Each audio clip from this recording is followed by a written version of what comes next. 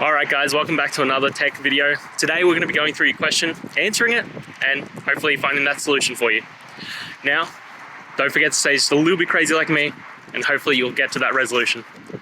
Anyway, on to the video. Cheers.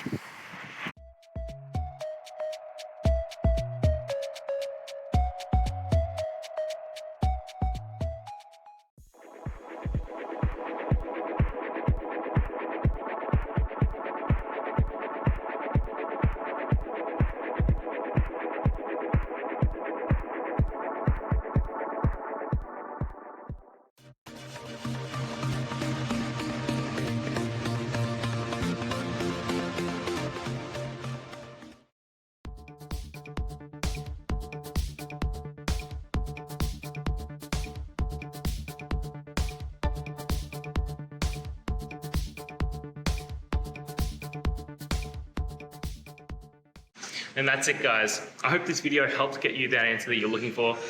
Now, I'll see you next time. Please subscribe for more question and answer videos. And if you have any more, please shoot them through in the comments. Have a good one.